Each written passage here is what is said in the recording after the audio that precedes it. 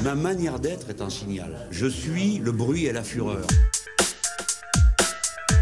Ceci est une insurrection citoyenne. Rien ne fera rentrer dans son lit le fleuve qui est en train de déborder. Ce soir, on parle à la terre entière. Nous devons expédier à terre le pouvoir de la droite. Si vous élisez un de ces trois-là, vous allez cracher du sang. Si on va m'empêcher d'entrer dans mon local, on n'est pas des voyous, on n'est pas des bandits. La République, c'est moi. Bon, encore heureux que je suis à risque. I am very dangerous. Les mots sont des armes, ils peuvent être des pièges. Avez-vous le sentiment parfois de vous être laissé griser par vos paroles? Non, non, pas griser, non. D'avoir commis des erreurs, ça c'est tout à fait évident.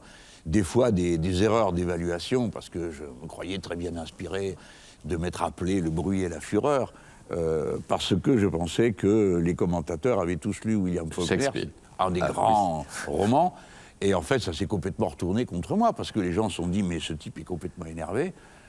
Bon, c'est raté, c'est raté, c'est un vers de Shakespeare.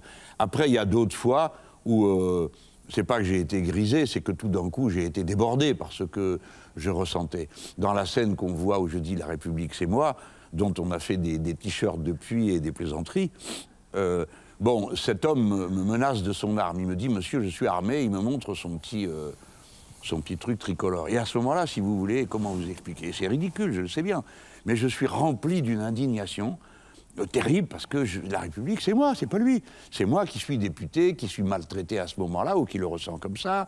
Bon, voilà. Alors ça a été des moments...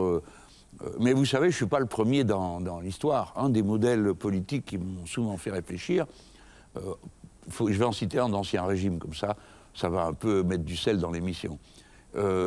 J'ai été un lecteur très assidu et très attentif de la biographie de Louis XI par Paul Murray-Kendall, qui a commencé une magnifique collection chez Fayard de biographies. Et le roi Louis XI, qui était un sommet de l'habileté et de l'intelligence politique, dit à un moment donné « Ma langue m'aura coûté cher ». Eh bien, je peux dire que la mienne aussi m'a coûté cher. Mais d'autres moments, elle a été là à mon service pour tout d'un coup mettre plus grand que moi en scène, qui étaient les idées que j'illustrais. Mais non, bien sûr que c'est pas tout des coups au but, hein, loin de là. Je ne vous imaginais pas vous comparant à Louis XI. Mais lisez la biographie, vous verrez pourquoi. Je l'ai lu, mais il y a un petit moment.